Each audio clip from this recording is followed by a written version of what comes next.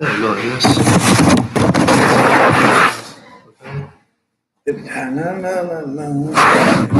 Yeah. And then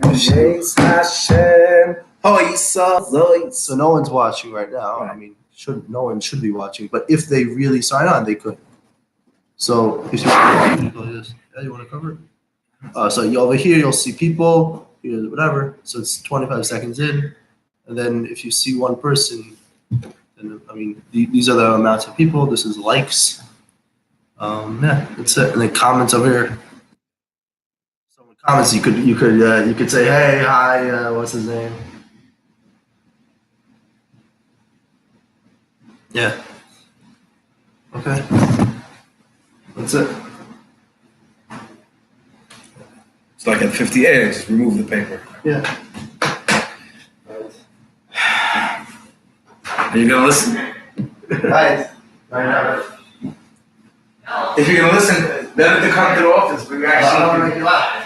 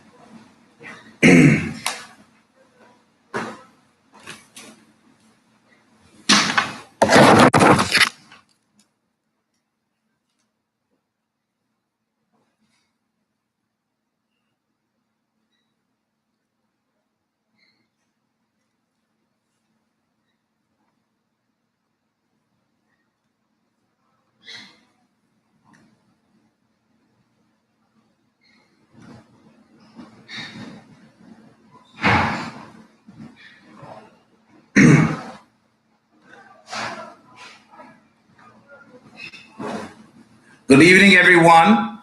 As Temchetmimim demands Seder, so the shir starts on time, the train runs, because Seder is the key to success as a bocher, as a tomim, in life, in every shape, way, or form.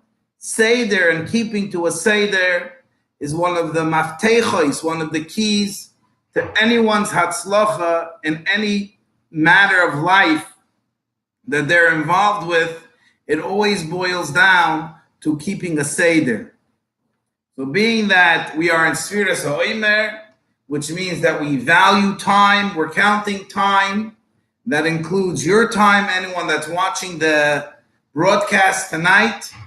So therefore, this broadcast and this class, this roundtable discussion, starts exactly on time. I want to start off by publicly thanking the VAD, the dedicated individuals that make up the Yeshivas Lubavitch Cincinnati Alumni Committee.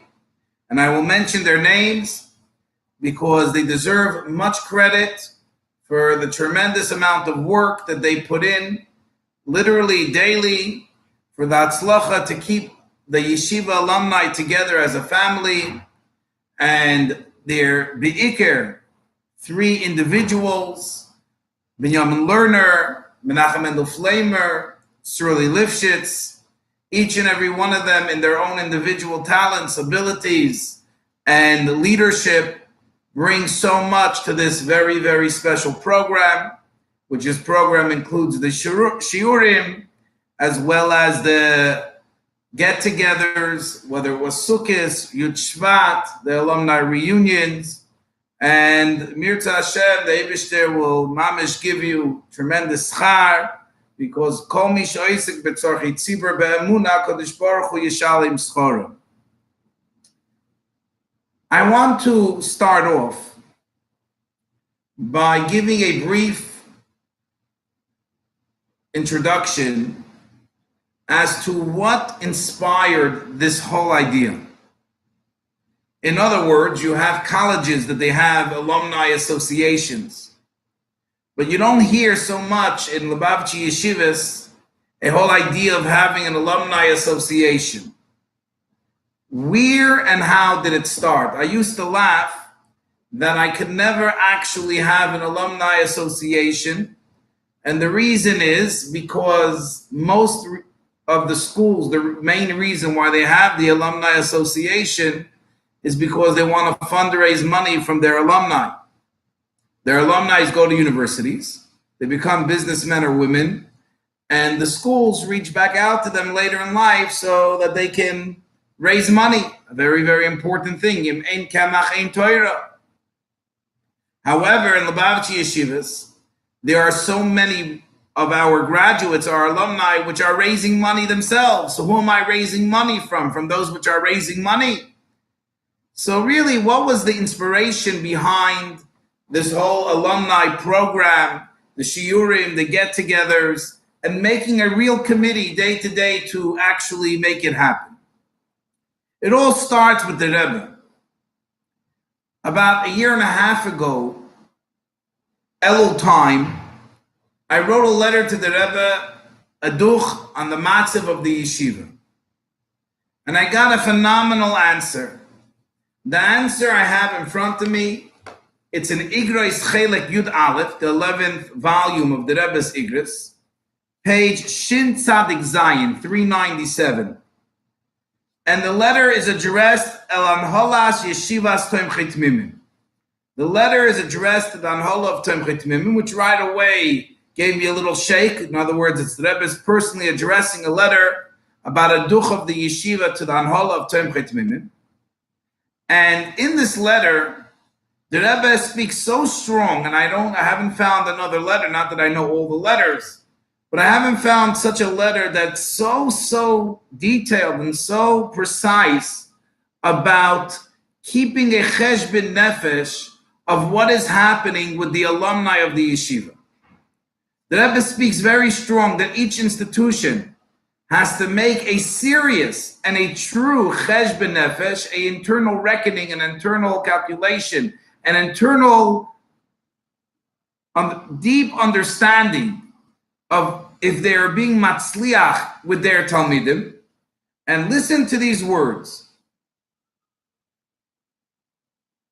Ve'even aboichin, what is the actual way that we can know if the yeshiva is successful or not successful? How do we know that we're making an honest cheshbon nefesh? Lihizboinem b'toitzes chinucham u'peiroisa b'meshech hashonim. You have to think about what is going on with the alumni, the results of your education for all the years. It says you've been involved with educating children and young people for a couple of years, and each institution, Tomchei Tmimim, has to make a cheshbon, says the Rebbe. How many are still involved in Torah? How many built homes with the foundation the way the Rebbeim want? How many are involved b'chlal b'shmiras haTorah v'amitzvah? In other words, the Rebbe is saying that being involved with the lives of the alumni is not just another aspect of the yeshiva.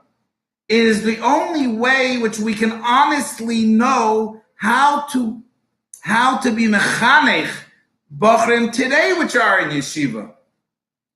The Rebbe Rashab once said that he doesn't trust bachrim. And they were shocked to hear that. What do you mean you don't trust the bachrim? And he said, when a bachar is in yeshiva, he's in the bubble of Tomchei Tmimim. The real test is what's going to be 10 years after he leaves yeshiva. In other words, knowing the way people are living their lives and being involved with them after they leave yeshiva is giving us the vital information and what's really important for the chinuch of how we should be mechanech bachrim today. And therefore, before we get into the main topic about the general system of the yeshiva, I turn to each and every one of you with a bakosha pnimi, a inner and bakosha nafshi.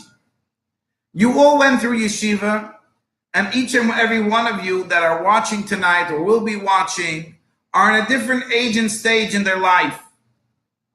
And I really would like to know, an honest reckoning, what you feel stayed with you. In other words, looking back, which part of the chinuch do you feel was well stressed?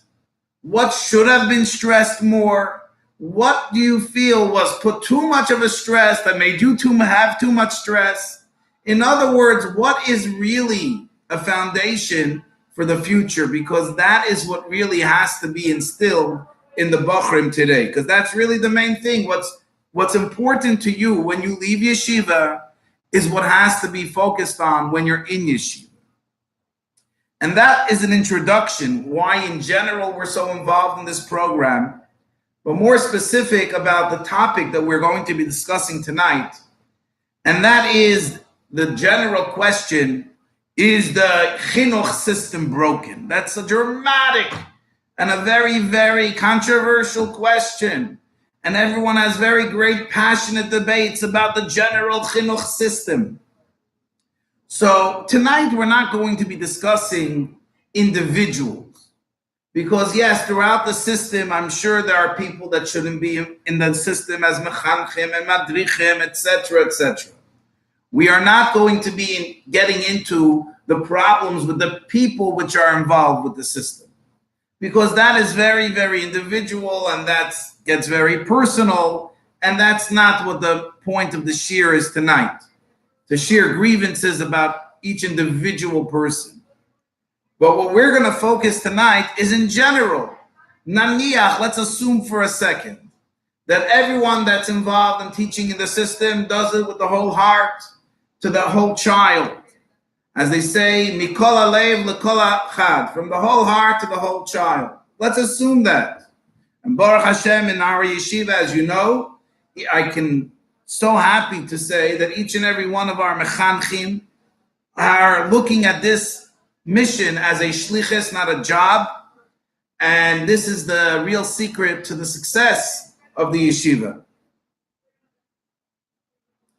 But what we are going to be discussing is the general system. Is it working? Or is it relevant today? In other words, let's ask a few realistic questions. And with this, we'll introduce the whole topic. Question number one. In a world that we live in today, is not learning Limudei Choil really appropriate? Question number two. The fact is that many of the alumni of any yeshiva, and including ours, this is the fact, are not becoming rabbonim, shluchim, going out to all places of the world. And whether that is because they are involved in business as a bacher, whether that is because they don't find a place, everyone has different reasons. I'm not even judging the topic and the person. But the fact is that many, many, many Bachrim and Yungalite today are regularly Chassidish Balabatish Yungalite.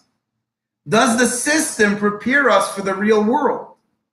Or is the system really catering for only people which are going to dedicate their lives day and night to spreading the message, to spreading the light, going on shlichus, etc., being another mechanech? In other words, is the system to create another generation of people which are going to teach in the system to create another generation of people which are going to be in the system?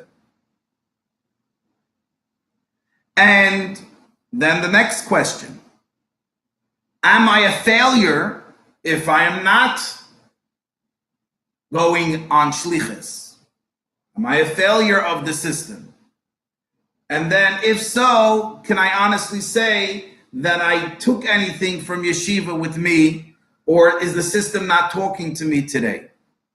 So this is the general question from many, many different angles. which leads to a very, very fundamental point.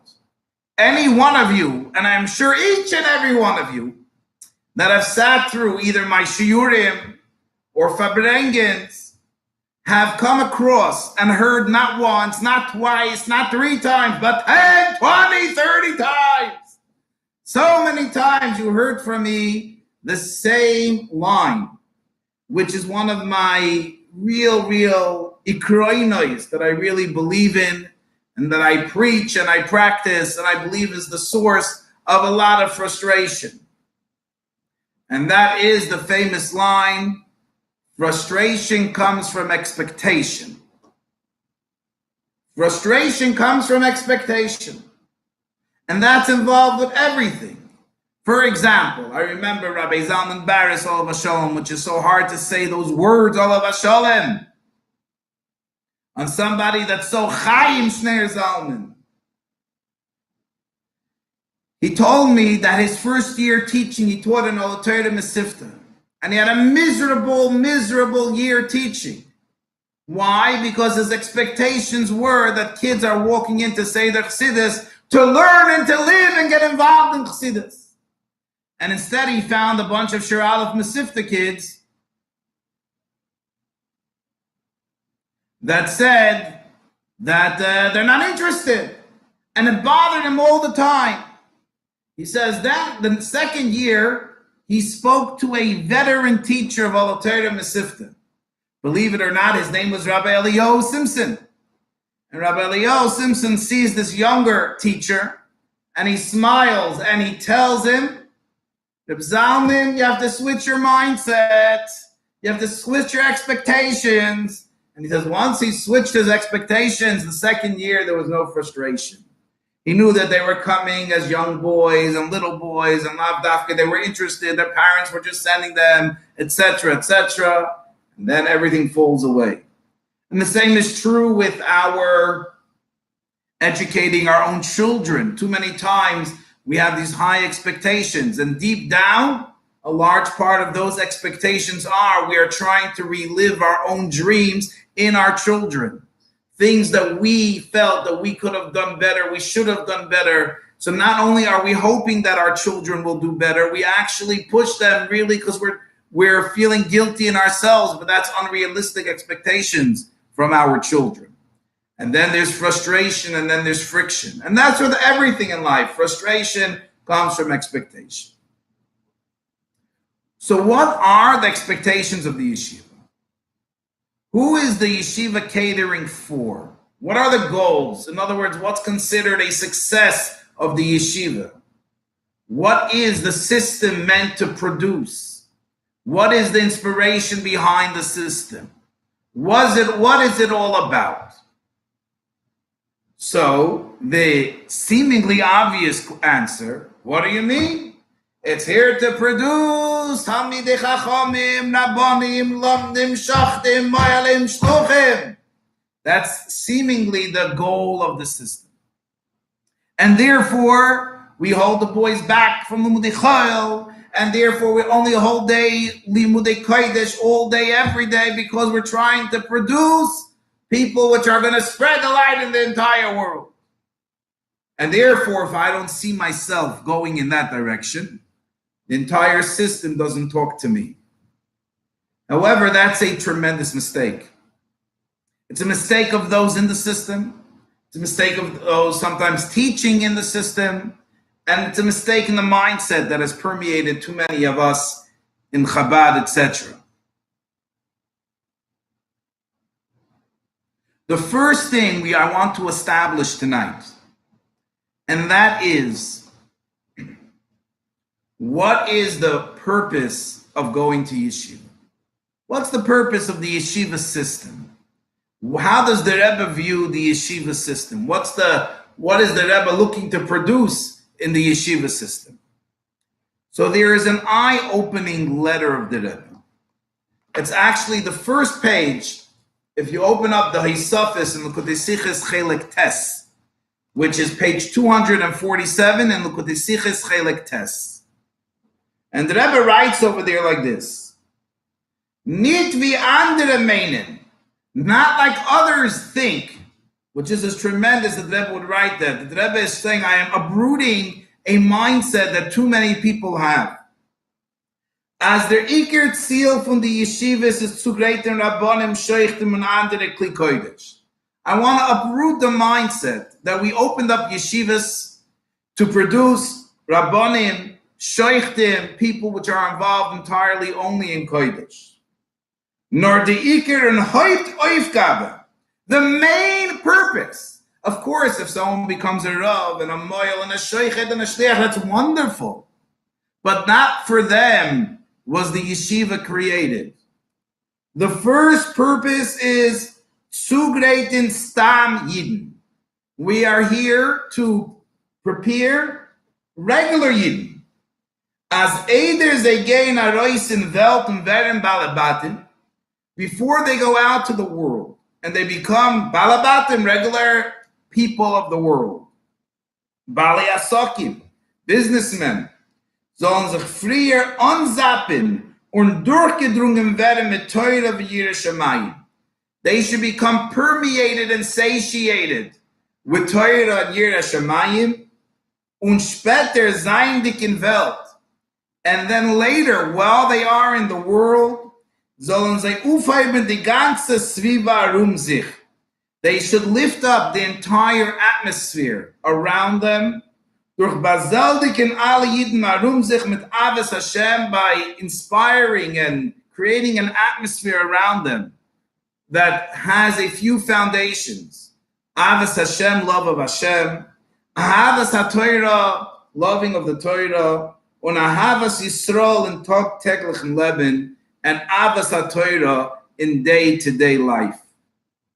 In other words, the system, the entire system, was created specifically for those, for each and every one of us, that we should be able to have the foundations to be able to be a Frume Yid, an inspired Frume Yid, when we live in our regular lives. In other words, the Chidush of the yeshiva is not the 5%, the 10%, the elite, which live and they go on to the ideal world and they live in the ideal. But rather, the system did not fail the other 90%. The system is here for that other 90% to give them strong foundations of Torah and Yirah Shamayim. Which leads to the main question. What does that mean? Where do we see those foundations? Where do we see these things? What does that mean? And where's the value in this yeshiva system that we're just learning Kodesh an entire day? So I want to dress this head up. And I want to start with a very, very practical situation. We live right now in Cincinnati, Ohio. Ohio is famous for the yeshiva, of course, but it's famous for its universities. We have Ohio State University in Columbus, which is very, very famous for its football team mainly, but it's a campus of probably 80,000 students, 60,000 students. You have Miami University, which is home to Yuska Greenberg. What could be greater than that? But it's also a very, very famous, so to speak, private public university with a great history. But probably the most unique university in Ohio is no doubt the university at Oberlin, Ohio. Now, it's so famous that most of you have probably never heard of Oberlin, Ohio. If you went right now and you Googled University in Oberlin, Ohio, you will find out that it's the second longest continuous higher education institution.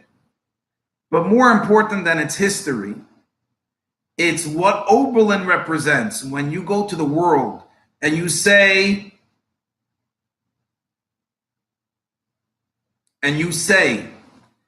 Oberlin, everyone's eyes lit up. Oberlin.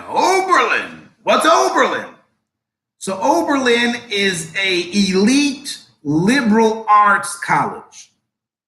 To give you an idea, in those which are involved in the politics of the world, they say that Bernie Sanders is too far right to go to Oberlin.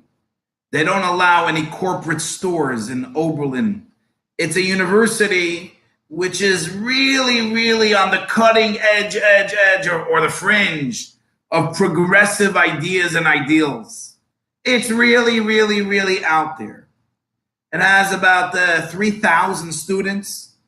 And believe it or not, which Meshuggah would go to the school of liberal school? And who was there? 1,000 Jews. A third of the community is Jewish. Between me and you, the Shliach told me his biggest issue that he has in Oberlin is that people come to university as freshmen on one side of the Mechitza, and they leave as seniors on the other side of the Mechitza. It's crazy. Oberlin is crazy. Now, what do you gain in Oberlin? Zero. You're not going to, there's no business school in Oberlin. There's no medical school in Oberlin. Nothing. You don't walk out with a degree in any certain individual thing which will help you for a job. So you're going to think, if that's the case, so nobody would think to go there. Well, there are people which are going there, and getting accepted. I was looking today online. Only a small percentage of people get accepted. Now, why would anyone want to go? And I'm sure if people are going, that nobody is paying. So listen to this, each and every one of you.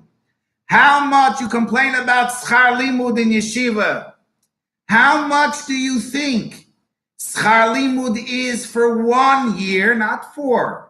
1 year, Oberlin University, how much is tuition once you add up the dorming fees and all the fees associated with going to Oberlin? There you have it. Oberlin, $71,000 a year. Take that in. $71,000 a year to attend the University of Oberlin, to walk out with no degree, to walk out with nothing, to walk out with something you can't even implement. Who would pay that? Think that. 71,000, 4 years of school, even if I didn't learn Limudei Chayil, that's $280,000, $300,000 of money for one person to go through a liberal arts college and not to get anything, no degree in anything practical. How do they sell it? Why do people come? Why do people pay that type of money? What's it all about? Very simple. The liberal arts universities, they laugh at the other universities. They say that all the other universities, they teach you how to work in the system. They teach you how to become a doctor, a lawyer, a businessman, an accountant, a business professional. We're teaching you how to think above the system. We're training you above and beyond the system. We're giving you outlooks in life which you can create your own system. We're giving you ideas and ideals that can change the entire system. So why settle for a degree when you can get the entire system? As there was once a famous story that there was once a chassid that met a drunk in the streets of Moscow.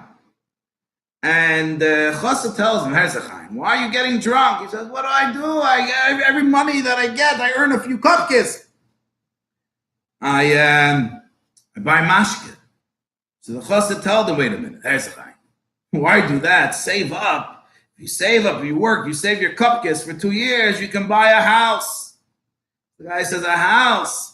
Wenn ich kauf mashke, ganz Moskva is mine. When I buy mashke, the entire Moscow I own. Why should I buy a house? I can own the entire Moscow. So that's the liberal arts philosophy. It's not about the degree. According to them, and people are paying $70,000 a year. The degree cripples you, as opposed to opening your mind to a much greater degree. That Tayyid Talmidim is an unbelievable way of understanding. Before we get to the Heiligkeit Shebezeh, it's an unbelievable way of understanding our system. The Rebbeim created a system of not just getting a degree, it's setting us up for a whole different path of life, a whole different Hashkafas HaChaim. And that Hashkafas HaChaim is invaluable. You can't put a price tag on it. And that you can't get anywhere else. You come out of yeshiva a whole different mindset. You're prepared not only to live in the world, but to elevate the entire world. Let me explain that in more detail. What do I mean by that?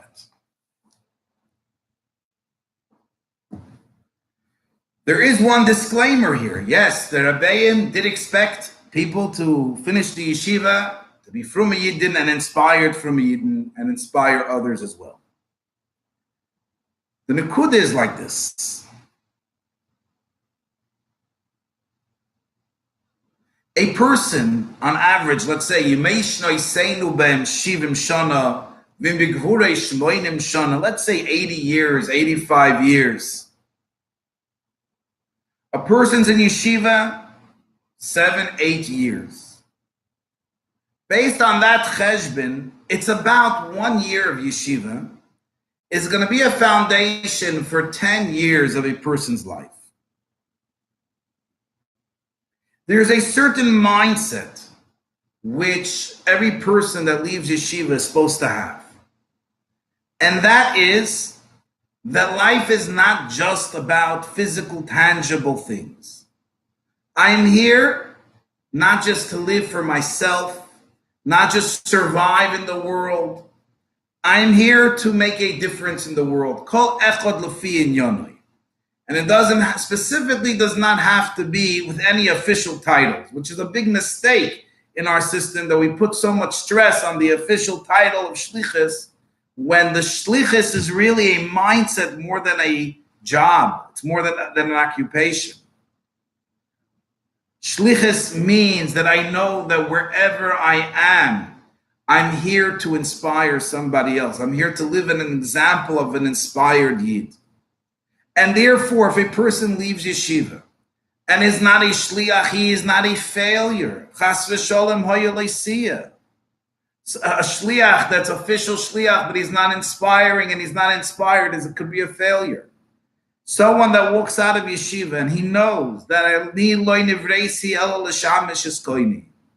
I'm here to spread alikus. I'm here to live a life, a more halakha life. I'm here to bring the Rebbe and the Rebbe's message and Gula to the world. In whatever capacity that I am in, he is a success of the system. There's a famous story with the Rebbe Marash, that he had a chassid, his name was Oberlin. And one time this chassid came into Yechidus. And the Rebbe Marash said, Elyech bin dir mekana, I'm jealous of you. I'm jealous of you. Why are you jealous? I'm jealous that you have the opportunity to be out there in the market and to look up and get inspired and inspire others. The Rebbe Marash said, I'm jealous, and this chassid told the Frierdiker Rebbe years and years later that 50 years he's inspired and awed by the fact that the Rebbe Marash is jealous of him. Soldiers that know we're living for a cause greater than ourselves. The life is not just about ourselves. And whatever and wherever life takes you, that has to come with you. And in order to have that, believe it or not, the best way to produce that is to have as little, and if better, if not, lemudei chol. In other words, let's deal with the reality. I'm going to tell you a story, a true story that happened here in Cincinnati. I met this modern Orthodox rabbi, and he tells me that Rabbi Achtzon, I used to have a great esteem for Chabad and the Rebbe, until I met some crazy Hasidim here in Cincinnati, that inform me that they don't want their children to learn Limudei Chayil. And the Rebbe obviously would never approve of such a radical approach. I said, and where do you think they got it from? Think about it. Let's take a moment to think. If there's any frum system that should be teaching Limudei Chayil, it should be our system, because our alumni are going actually out to the world. They're not staying in Williamsburg, Borough Park, and Flatbush. They're not going to gated and shaded communities. So shouldn't be Esh be the ones to teach Limudei Chayil? But the answer is that the Rebbe is not to the Kudus. The more pure you are, the easier it is to inspire and to elevate those. If you're a person that's sunk in the world, if you're already involved in Olam Haza, how could you elevate it? The less touched we are in Olam Haza, in our chinuch years, the bigger ability we have when we grow up to get less and less eingeton and sunk into it. As we know, and this is in the Mishnah, it's brought down in the Rambam and Halacha, that the children that were to be used in the future to deal with the Para Aduma, the ultimate purity, these kids were separated at birth, and they lived in these special gated and communities where they only dealt with Tahara, because only people which are brought up with such pure Tahara could bring Tahara to the entire world. But also in our own lives, we have a whole life to live in Olam Haza. The foundations, it's so hard to build foundations against the temptations of Olam Haza. Even in yeshiva with Lumudei Kodesh an entire day, it's still so hard to leave and have that mindset that I know why I'm here and what I'm here for. So can you imagine if we diluted that and we brought the entire idea that in order to be successful in life, you have to know the Welt and Olam Haza. Imagine that was part of our chinuch. We would never be able to stand up, not just be surviving Yidden, but Yidden that make a Sviva around them. And therefore, there are a few very, very important messages and important points that we have to take from this. That is that each and every one of us have to remember that we are a Tamim and what our mission is. That we are prized people. In other words, we really have to go back to basics and really remind ourselves and believe in ourselves that the Rabbeim chose our neshamas, chose us to be the gift of Tamchei Tmimim, because Tamchei Tmimim is not a pasha to school. I mean, let's just take 3 minutes to discuss the history. Tamchei Tmimim was opened in the Sheva Brachas of the Frierdiker Rebbe. And the Rebbe Rashab said that for years and years and years that I was trying to get permission from my holy fathers, the Rebbe Marash, Tzemach Tzedek, to open up this yeshiva, and they wouldn't give permission. They didn't give the koyach. But now, in honor of the chassan of the Frierdiker Rebbe, Tesvav Elul Chadran, so they founded and were miyased Tamchei Tmimim. And I want to tell you an inspiring story. I read it this year, and it really, really inspired me. How many times do you hear that, Bachrim of today, they can never be like the Bachrim from Lubavitch. They're like pseudo-Bachrim, fake Bachrim. Have you ever heard that? Come on, realistically, you expect a Bachar in 2019, Tavshanayin Tes, to be a Bachrim Lubavitch, Tamchei Tmimim today, it's just not. We can't do it. It's not realistic. It's never going to be Matzliach. You can't have these same ideas and ideals as in the past. Well, guess what?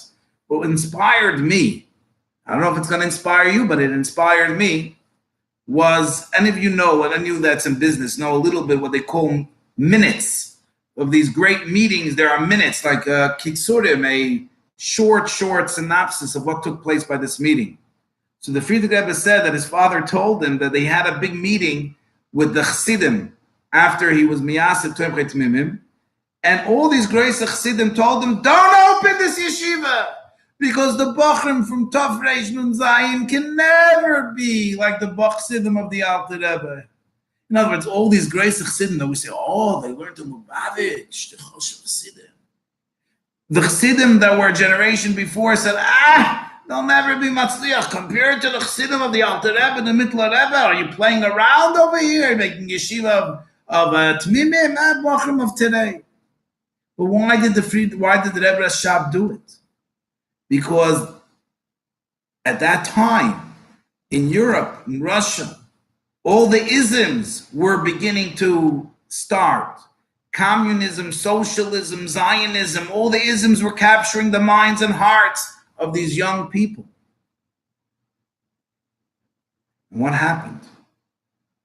We started losing by the dozen to these kfira and all these foreign ideas that started permeating the youth at that time. And there were yeshivas that they said they were busy learning Gemara but writing Chidushei Torah on Shabbos. Hoya Loisia. And the Rebbe Rashab said he's going to create a yeshiva that's going to have milchama with this machshava. It's going to have a war with this idea. And the focus of the yeshiva is going to be Torah with Yirah Shamayim. And that will give the koyach to each and every one of the tmimim that learn in yeshiva, that no matter where they are and what they do, they have the koyach to create a sviva. And with that koyach is a responsibility. Each and every one of us are responsible. There are so many, there's so many other types of people, very few tmimim. So no matter what area you're in school, you're in work, and whatever work you're in,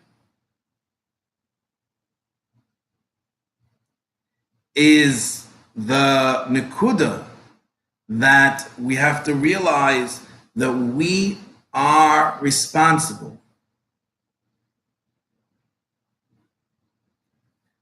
I'm just watching Eitan's always comments. If he can't be here live in my room with the comments, we get to see it on the chat and we're going to address. Keep it up, Eitan. Making me feel at home.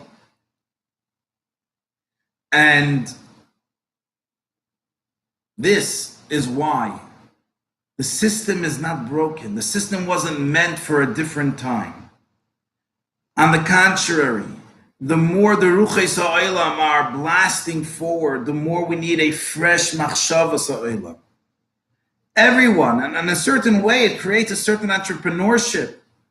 Because you come out of the yeshiva, you know the most important thing in life is to know who you are and your own values. And that is the main purpose. Now we leave and we have to support ourselves, support our families, and support our institutions. These are important things, but doesn't define who we are. As they say too many times, you meet somebody, whether it's a shidduch or other things that you ask about somebody, say, tell me about this person. He's a doctor, he's a lawyer. He's a dentist. Is that who he is? Tell me about him. I don't want to know what he does. I want to know who he is. Tomchei Tmimim gives us the ability to know who we are.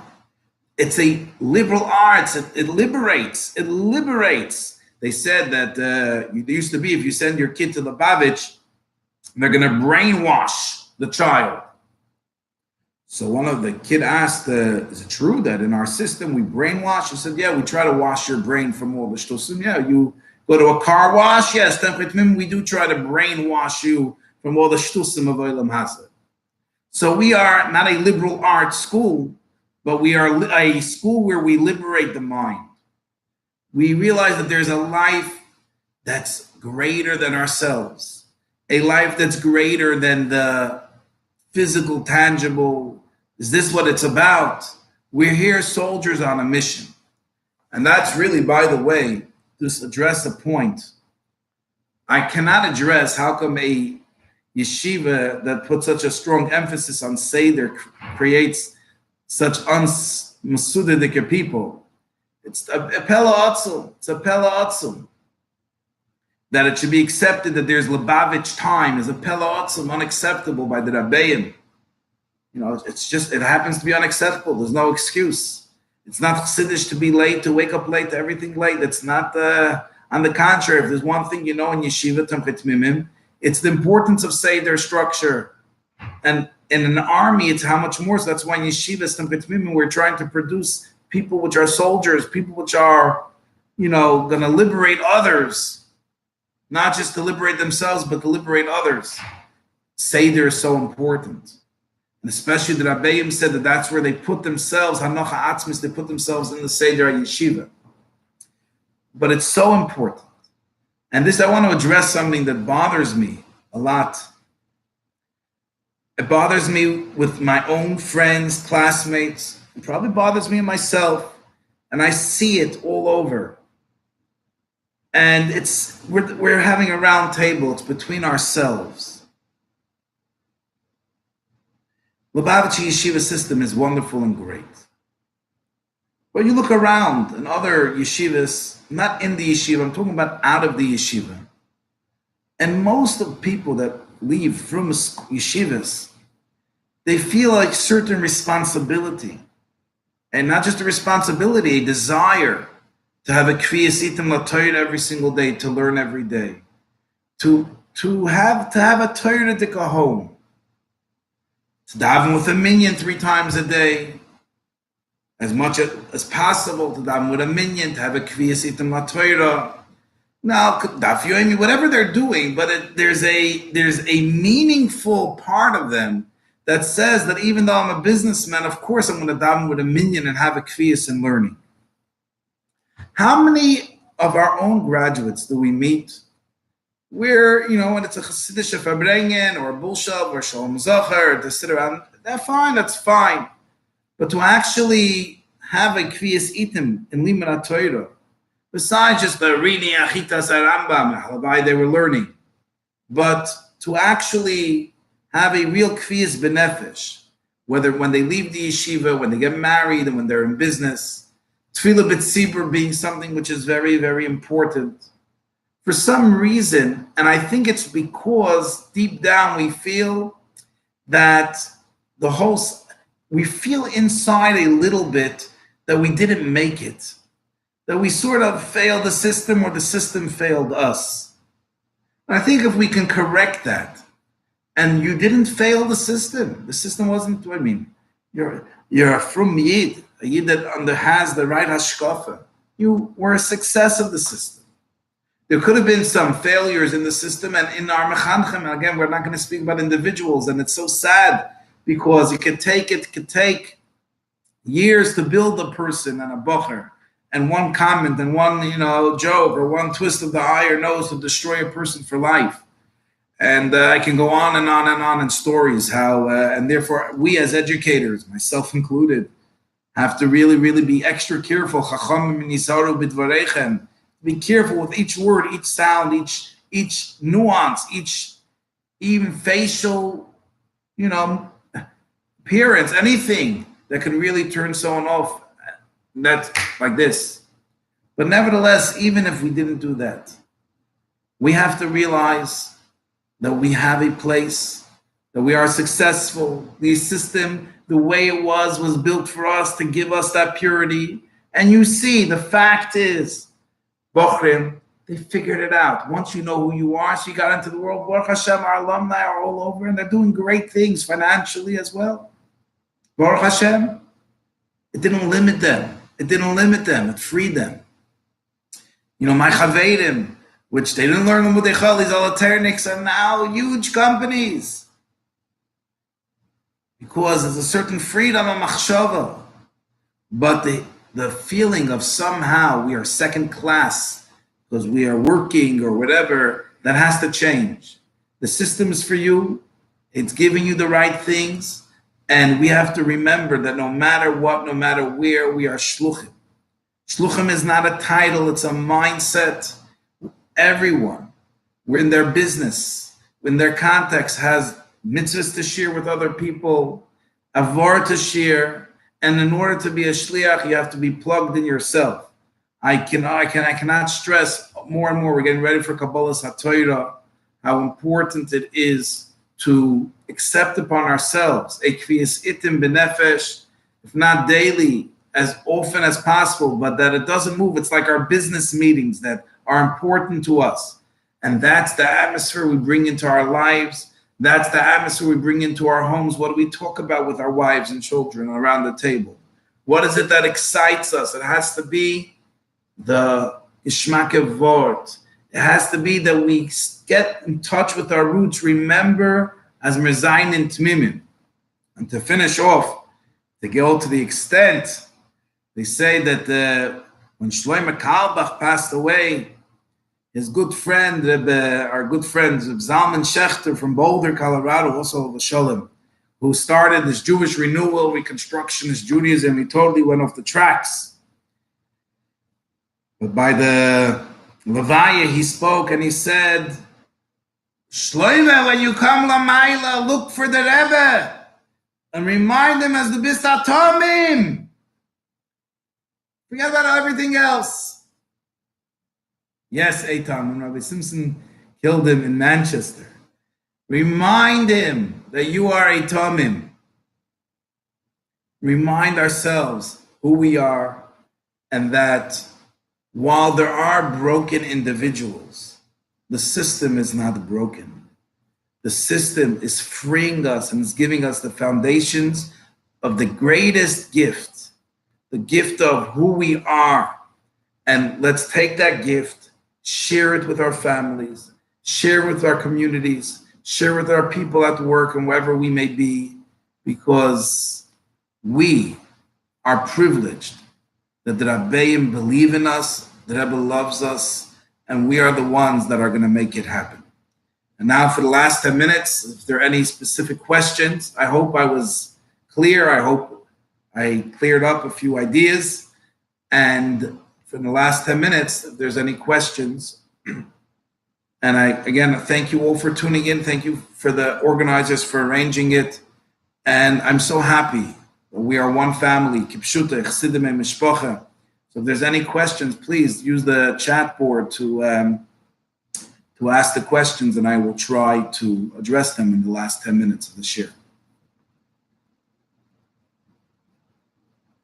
Or is this like one of my regular shir? Did you all fall asleep already? Wow, that doesn't change. It hasn't changed. Everyone is sleeping. You should close the lights. Or was it so clear that there are no questions anymore? All svegas are out. All questions are answered. Just like the Alter Rebbe once. People came and he had a lot of questions. So he just sang a niggin and all the questions got answered. That's it. No questions on the system. After all, the system is corrupt. The system is corrupt. Thank you, Yossi. Thank you, Yossi. I can always rely on Yossi to give me some chizuk when needed. 3 rules, 3 rules. Come on, what are the other 2?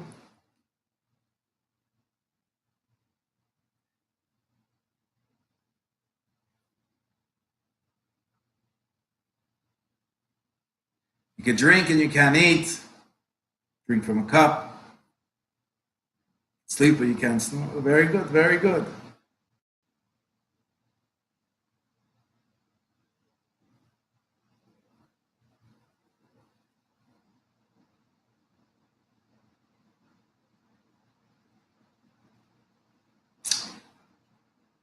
The answer is obviously the question of Eitan, can we do anything different in viewing the Bachim, the importance of Seder? Yes, it obviously everything is ashkafa, that we should chas v'shalom never think that Seder, we get so many punishments constant for Seder, these things, it turns into like this whole yeshiva thing, and it has to be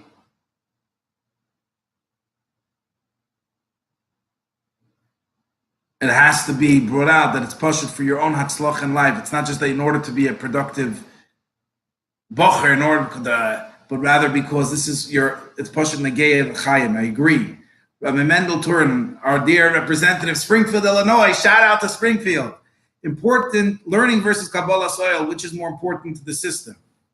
There is no question that we are mainly to produce Yidden, which are Yireim v'Shleimim, that are going to bring Yir Shamayim with them, Yir Shamayim and Kabbalah Sol Hava Hatalia. A daf more, obviously a person has to learn, and there's no question that there's no excuse. In order to really live Kiem Chayenu, you have to come with Torah. But the main stress, the chidush of Tomchei Tmimim, is the Kabbalah soil. And that's what produces a soldier. A soldier, in no matter what capacity, it boils down to the willingness and the understanding that I'm here to serve a cause higher than myself. So Kabbalah soil, and that is part of the reasons why a lot of people, they don't understand the focus on Seder, because Seder instills and imbues Kabbalah soil. If you go to the army, like, I'll tell you an interesting story. There was, you know how it is with a lot of Bachrim. They say, I hate Seder and I hate this Mashkiach. I quit, I'm going to the army. Like, hello, what do you think is going to happen over there? And they go there and they get whipped into shape. Like, I once asked them, so what do they do if you come late? He says, you just don't come late in the army. So Halavai, that's would be even more. But yeah, obviously Kabbalah soil, the same way in Yiddishkeit, Reishis Avodah Vikr V'Sharsha is the Kabbalah soil. That's really the foundation of our chinuch system. And that's how you're able to stand up to communism, socialism, Zionism, all the isms, because it's rooted in deep Kabbalah soil. Rabbi Yosef, is the point of the yeshiva the learning or the environment?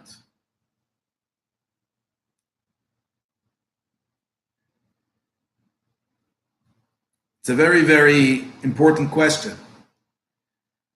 Sof kol sof, the Yiras Shamayim is what it's about. But let me tell you where we're holding today. And the fact is that it used to be that if you were able to just flow through mevalged zich, you picked it up and you went through it. A bocher that's not learning, it doesn't feel successful, and you actually can't internalize. So it's not more, you need both. You need both. You need to have both. Obviously, sof kol sof, that tzlacha is going to be seen in the Yiras Shamayim, which comes a lot from the environment and the Fabrengens, etc. But in order to actually Yiddishkeit to be your own and to live it and to own it, you limud Torah. Shmuel, sorry, Rabbi Granada and I spent many hours discussing the fact that there's no responsibility at the end of the day in our yeshivas. If you come late, you pay knas with your parents' money. If you fail a test, nothing happens. In Veld, and even by our girls, students are afraid of failing tests, that there are more consequences, but part of it is just the attitude, I think. It's a lot more than that. And between us and whoever is watching right now, there's always the battle. Seemingly in a normal school system, you fail a test, you don't go to the next grade, period. Just be period. That's the way it is. And our yeshivas, it used to be the tests were just about the Rebbe Hayes Machen tests. It became another Kabbalah soil thing, especially in the older years in Beis Medrash. And there's a lot of times discussions of, Bacher should not be able to go to a higher grade. On the other hand, people say that he might leave yeshiva, being that there's a lot more that we're trying to give. Not just the grade, but we don't want Bachim to leave yeshiva as well. That's always the catch-22, and then it becomes by each case. But because yeshiva is not purely an academic pursuit, that's why it ends up being the other question. What happens if a Bachar fails? What if he's mimaslech and something? What if he's not shy? He's going to float. You're going to send him back. He might leave. So that becomes part of the question.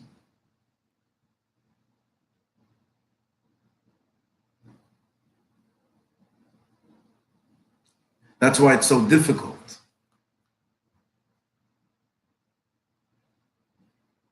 But there's no question there has to be stronger accountability. And today yeshivas are instilling much more the skills that are needed and the geschmack that there is in what we do. In other words, in addition to obviously Kabbalah soil, today more and more in yeshivas, the whys and the understandings of what we're doing, the Nasa and the Nishma are more focused today than they were when I was a Bocher, for sure, even than years ago. Not just V'azoi Hasteman, the Nasa and the Nishma together are being focused on a lot more.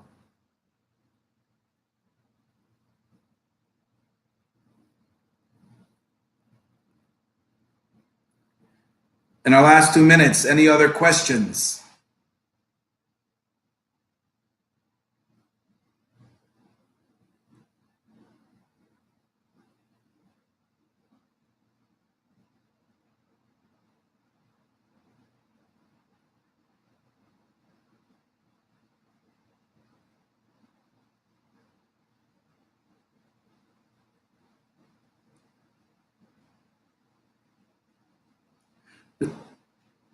There's no question, if you're talking about the Zalmi Brisky, I think a lot of what makes a Boch and Yeshiva is the environment over the learning. There are too many that are not good learners, and if it's all about the learning, then they can't grow.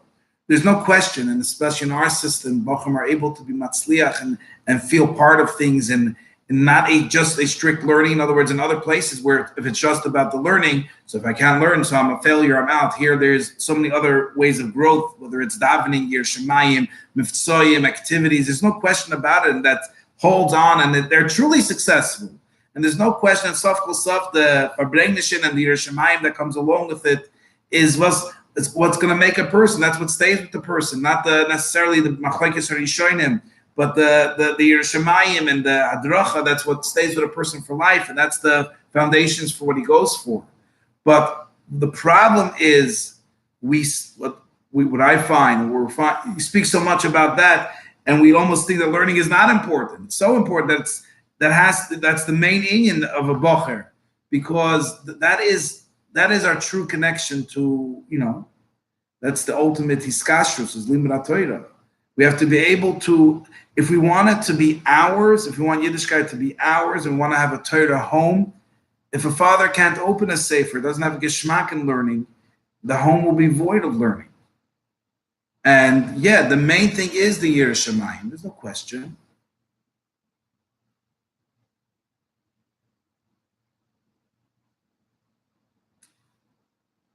Levi Edelman. Hi, Levi. Our shout out to our shliach in Cordoza, a successful graduate of Tomchei Tmimim. And that leaves with the last thing I just want to finish. I'd like to start on time and finish on time. That I encourage each and every one of you to share your thoughts, whether privately, you can send me email, Rabbi Afson at Gmail, or text, or whatever way you want, about what you feel the system helped, what you feel could be stressed more as you go on in life. This will help us in our chinuch of the Bochum today. Let's stay in touch. I value each and every one of you, and I appreciate each time that each and every one of you put into this and in general. And so the share should be Lili Nishmas. Rav Chaim Shnei Zalman ben Shalom Shemin Yaakov, the Lichtige Gan Eden, but the Iker should join us, the Lamata, and we should just see the Izgalus of the Rebbe. Thank you so much. And again, the Ma'arganim, a Groise Yasher Koyach. The next year, if I'm not mistaken, we always finish with the next event is, I'm embarrassed to say I don't know the Hebrew date I saw on the sign. It's on May 30th. And Yeoman, maybe you can give us some more details. If I'm not mistaken, May 30th, Rabbi Simpson's next lecture coming up. Please spread the word. Thank you so much.